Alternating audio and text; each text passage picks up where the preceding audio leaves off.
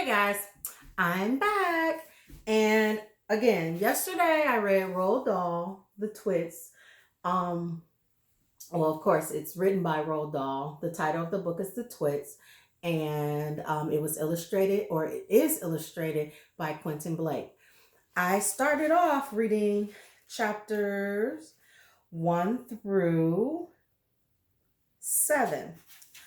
And those chapters included the hairy faces, Mr. Twit, dirty beards, Mrs. Twit, the glass eye, the frog, the wormy spaghetti, the funny. Oh, and that's where I stopped. So today I am going to finish off with the funny walking stick. Mrs. Twit has the shrinks. Mrs. Twit gets a stretching. Mrs. Twit goes ballooning up. Mrs. Twit goes ballooning down. Mr. Twit gets a horrid shock. The house, the tree, and the monkey cage. Hug tight, sticky glue. 4 sticky little boys are all the chapters that I'm going to read today. So that is a lot. So I should really see some good notes. I read a little over 20 minutes yesterday, so I'm sure with all the chapters that I have to read today, it might be a little over 20 minutes today. So if you're following along, you should have no problem with taking notes or writing down just a snippet of what you've learned so far. But you know how I am. I always say you should take notes on each chapter. These chapters are 1 page. So if you just write 1 sentence about each chapter, then I'm sure you will pass my quiz, because you know I don't give you anything that you haven't already heard or I've spoken about. So your other teacher who was teaching you about conflict, internal and external, gave you information on pages 1 through 24. And I am now on page 18. So some of this is a repeat of what you've already heard. But I figure it couldn't hurt to hear it again. The funny walking stick, page 18. To pay Mrs. Twit back for the worms in his spaghetti, Mr. Twit thought up a really clever, nasty trick. One night, when the old woman was asleep, he crept out of bed and took her walking stick downstairs to his work shed. There he stuck a tiny round piece of wood, no thicker than a penny, onto the bottom of the stick. This made the stick longer, but the difference was so small the next morning Mrs. Twit didn't even notice it. The following night, Mr. Twit stuck on another tiny bit of wood. Every night he crept downstairs and added an extra tiny thickness of wood to the end of the walking stick.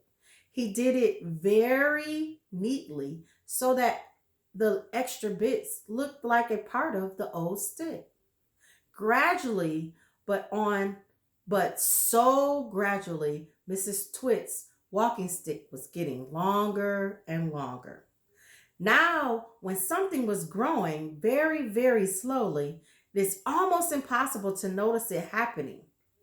You yourself, for example, are actually growing taller every day that goes by. But you wouldn't think it, now would you?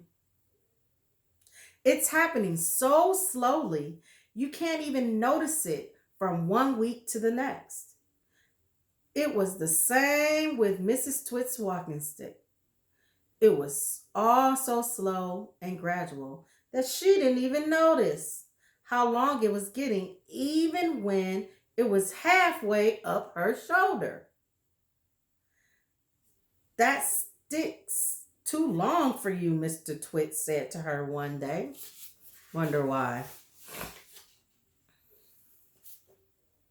Why, so it is, Mrs. Twit said, looking at the stick. I've had a feeling there was something wrong, but I couldn't for the life of me think what it was. There's something wrong, all right, Mr. Twit said, beginning to enjoy himself. What can have Mrs. Twit said, staring at her old walking stick. It must certainly have grown longer. Don't be a fool, Mr. Twit said. How can a walking stick possibly grow longer? It's made of dead wood, isn't it? Dead wood can't grow. Then what on earth has happened? Cried Mrs. Twit. It's not the stick, it's you, Mr. Twit, grinning horribly. It's you. That's getting shorter. I've been noticing it for some time now. That's not true, cried Mrs. Twit. You're shrinking, woman, said Mr. Twit. It's not possible. Oh, yes, it jolly well is, said Mr. Twit. You're shrinking fast. You're shrinking dangerously fast. Why, you must have shrunk at least a foot in the last few days. Never, she cried. Of course you have. Take a look at your stick, you old goat. See how much you've shrunk in comparison? You've got the shrinks. That's what you've got. You've got the dreaded shrinks. Mrs. Twit began to feel so trembly, she had to sit down. I'm going to pause there so that you can see on the prior page where Mr. Twit is working on her cane ever so slowly. And then he shows her how much the difference is in her cane now. He gets messier. The next chapter on page 21, Mrs. Twit has the shrinks. As soon as Mrs. Twit sat down, Mr. Twit pointed at her and shouted, "There you are! You're sitting on your old chair and you've shrunk so much your feet aren't even touching the ground." If you could see mine, they're probably just barely touching the ground in my chair in my own house. So it's okay to shrink a little. Mrs. Twit looked down at her feet, and by golly, the man was right. Her feet were not touching the ground. Mr. Twit, you see, had begun just as clever with the chair as he'd been with the walking stick. Every night when he had gone downstairs and stuck a little bit extra on the stick, he had done the same to the four legs of Mrs. Twit's chair. "Just look at you sitting there in your same old chair," he cried, "and you've shrunk so much your feet are dangling in the air." Mrs. Twit went white with fear. "You've got the shrinks," he cried. Mr. Twit, pointing his finger at her little like a pistol. "You got it badly. You've got the most terrible case of shrinks I've ever seen." Mrs. Twit became so frightened she began to dribble. But Mr. Twit, still remembering the worms in his spaghetti, didn't feel sorry for her at all. "I suppose you know what happens to you when you get the shrinks," he said. "What?" gasped Mrs. Twit. "What happens?" "Your head shrinks into your neck. And your neck shrinks into your body. And your body shrinks into your legs. And your legs shrinks into your feet. And in the end, there's nothing left except a pair of shoes and a bundle of old clothes." "I can't bear it," cried Mrs. Twit. It's a terrible disease, Mr. Twit," said Mr. Twit. "The worst in the world." "How long have I got?" cried Mrs. Twit. "How long before I finish up as a bundle of old clothes and a pair of shoes?" Mr. Twit put on a very solemn face. "At the rate you're going," he said, shaking his head sadly, "I say not more than 10 or 11 days. "But isn't there anything we can do?" cried Mrs. Twit. There's only one cure for the shrink, said Mr. Twit. Tell me, she cried. Oh, tell me, quickly. We'll have to hurry, said Mr. Twit. I'm ready. I'll hurry. I'll do anything you say, cried Mrs. Twit. You won't last if you don't, said Mr. Twit, giving her a griggly grin. What is it that I must do, cried Mrs. Twit, clenching her cheeks. You've got to be stretched, said Mr. Twit. Now we're on page 24.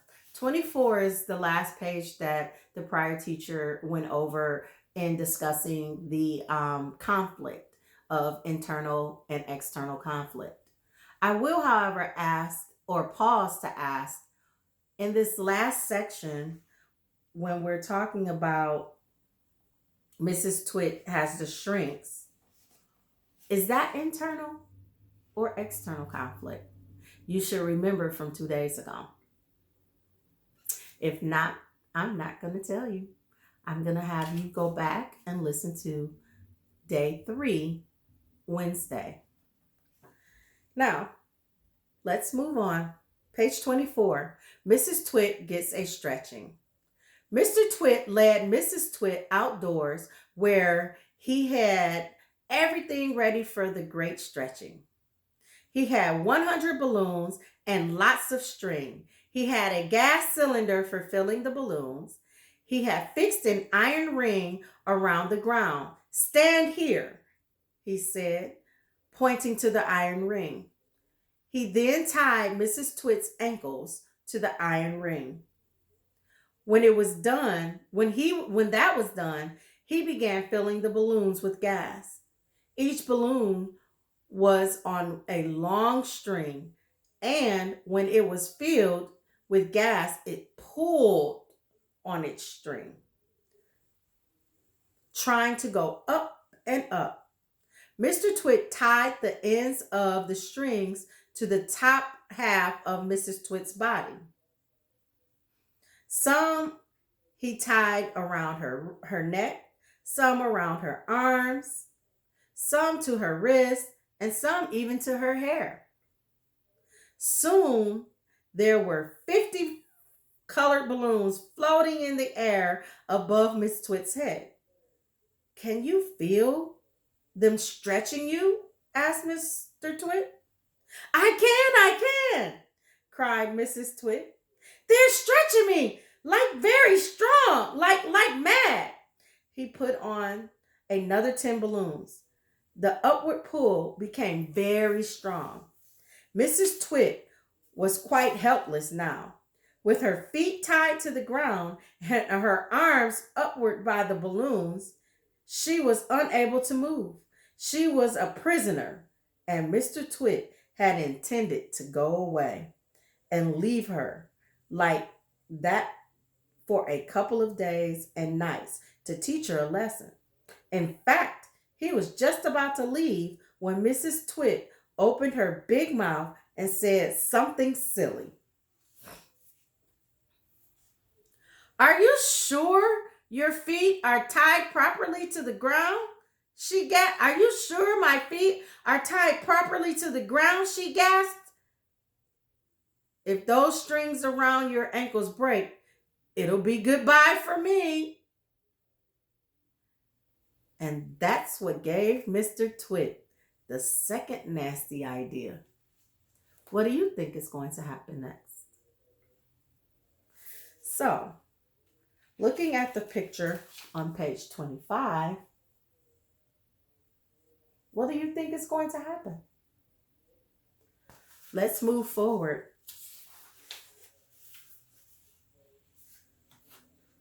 Mrs. Twit goes ballooning up.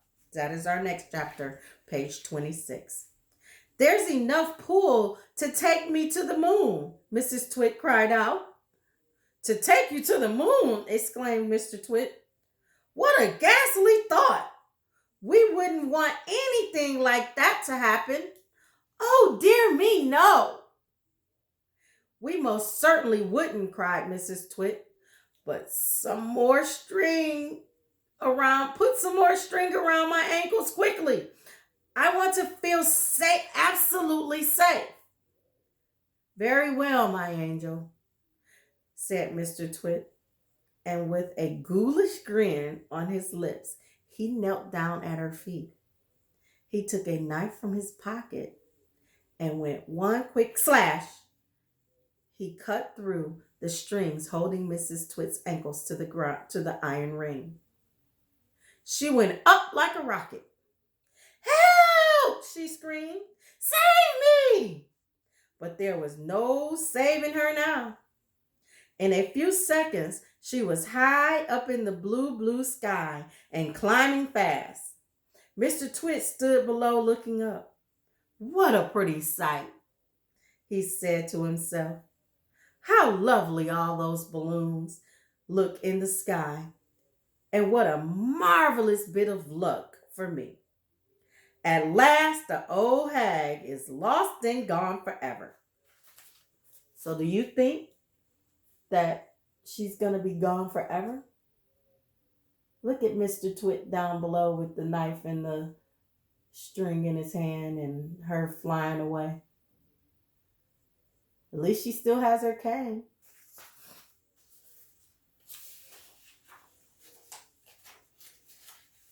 The next chapter, page 28.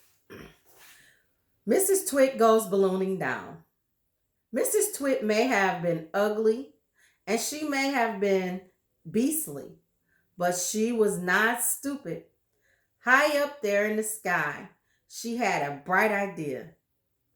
If I can get rid of some of these balloons, she said to herself, I will stop going up and start to come down. She began biting through the strings that held the balloons to her wrists and arms and neck and hair. Each time she bit through a string, it let the balloon float away. The upward pull got less and her rate of climb slowed down. When she had bitten through 20 strings, she stopped going up altogether. She stayed still in the air. She bit through one more string. Very, very slowly, she began to float downward. It was a calm day. There was no wind at all. And because of this, Mrs. Twit had gone absolutely straight up. And now she began to come absolutely straight down. As she floated gently down, Mrs. Twit's petticoat billowed out like a parachute, showing her long knickers. It was a grand sight on a glorious day, and thousands of birds came flying from miles around to stare at this extraordinary old woman in the sky. So this is a picture of her coming down.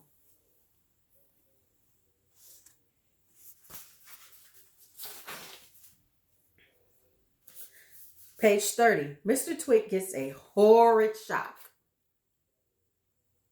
Mr. Twit, who thought he had seen his ugly wife for the last time, was sitting in the garden celebrating with a mug of beer. Silently, Mrs. Twit came floating down.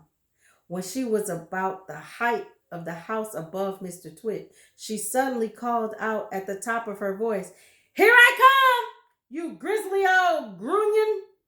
You rotten old turnip! You filthy old frumpet! Mr. Twit jumped as though he'd been stung by a giant wasp. He dropped his beer. He looked up. He gasped. He gasped. He gurgled. A few choking sounds came out of his mouth. He said, "Oh, I'll get you for this," shouted Mrs. Twit. She was floating down right on top of him. She was purple with rage and slashing the air with her long walking stick, which she had somehow managed to hang on to all the time. I'll swish you with the swazzle, she shouted. I'll swash you with the swizzle. I'll gash you with the with a nozzle. I'll nosh you with the gazzle.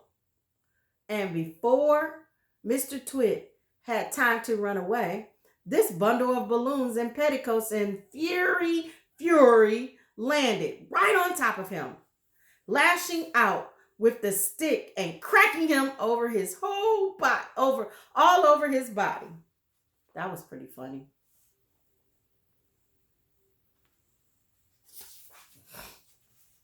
Page 32.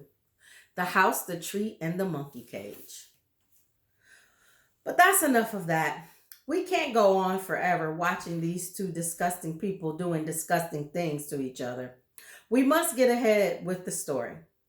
Here's a picture of Mr. and Mrs. Twit's house and garden. Some house. It looks like a prison and not a window anywhere. Who wants windows? Mr. Twit had said when they were building it. Who wants every Tom, Dick, and Harry peeping in to see what you're doing? It didn't occur to Mr. Twit that windows were meant mainly for looking out of, not for looking into.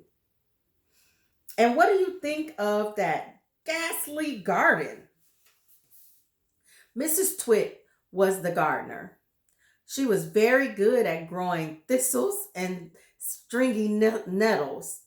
I always grow plenty of spiky thistles and plenty of stingy nettles, she used to say. They keep out nasty, nosy children. Near the house, you can see Mr. Twit's work shed. To one side, there was this big dead tree. It never has any leaves on it because it's dead. And not far from the tree, you can see the monkey cage. There are 4 monkeys in it. They belong to Mr. Twit. You will hear about them later. So, this is their house. The shed, the tree, and the monkeys in the cage, along with a long ladder up to another dead tree.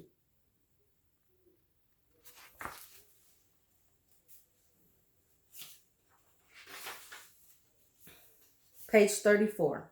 Hug tight, sticky glue. Once a week on Wednesdays, the Twits had birdie pie for supper. Mr. Twit caught the birds and Mrs. Twit cooked them. Mr. Twit was good at catching birds. On the day before Bird Pie Day, he would put the ladder up against the big dead tree and climb into the branches with a bucket of glue and a paintbrush. The glue he used was something called Hug Tight, and it was stickier than any other glue in the world. He would paint it along the tops of the branches, of all the branches, and then go away. As the sun went down, birds would fly in from all around to roost for the night in the big dead tree. They didn't know, poor things, that the branches were all smeared with horrible Hug Tight. The moment they landed on a branch, their feet stuck, and that was that. The next morning, which was Bird Pie Day, Mr. Twit would climb up the ladder again and grab all the wretched birds that were stuck on the tree. It didn't matter what kind they were. Song thrustles, blackbirds, sparrows, crows, little jenny rigs, robins, anything. They all went into the pot for Wednesday's bird pie supper. Let me show you this picture of these stuck birds and the pie.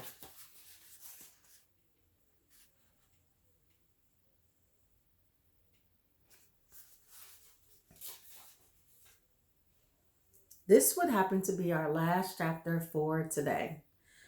4 sticky little boys.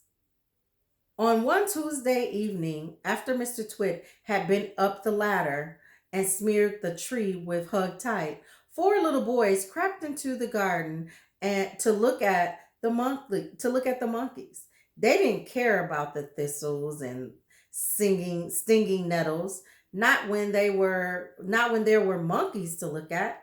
After a while, they got tired of looking at the monkeys, so they explored further into the garden and found the ladder leaning against the big dead tree. They decided to climb it just for fun. There's nothing wrong with that. The next morning, when Mr. Twit went out to collect the birds, he found four miserable little boys sitting in the tree, stuck as tight as could be by the seats of their pants to the branches. There were no birds because the presence of the boys had scared them away. Mr. Twit was furious. As there are no birds for my bird pie tonight, he shouted. Then it'll have to be boys instead. He started to climb the ladder. Boy pie might be better than bird pie, he went on, grinning horribly. More meat and not so many tiny little bones. The boys were terrified.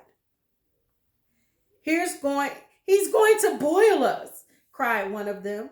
He'll stew us alive, wailed the second one. He'll cook us with carrots, cried the third. But the fourth little boy, who had more sense than the others, whispered, Listen, I have just an idea. We are only stuck by the seats of our pants. So, quick, unbutton your pants and slip out of them and fall to the ground. Mr. Twit had reached the top of the ladder and was just about to grab for the nearest boy when they all suddenly tumbled out of the tree and ran home with their naked bottoms wrinking at the sun. And they truly were naked. That's pretty gross. So, those are the chapters that we are going to go over for your test. So, basically, you are responsible for understanding and knowing all about the 16 chapters that I've read today and yesterday. And of those 16, some of them were read Monday, Tuesday, and Wednesday. So if you need to, you can go back and look at any one of those videos and get a better understanding. Or you can listen to my last 2 days, which I covered pages 1 through 17 yesterday and 18 through 38 tonight or today. So please make sure that you read or listen to the 38 pages and have a great understanding of what they're about. You are going to have a quiz that will be due on Sunday by 6 p.m. I'm not saying you can't use your book, so you will always have that option. Or if you don't have the book, I am going to attach links again to YouTube so that you can listen to it being read again in its entirety. Or you can listen to Monday, Tuesday, Wednesday, or again, you can listen to me from yesterday and today. So good luck on the quiz, guys. See you later. Talk to you at 2.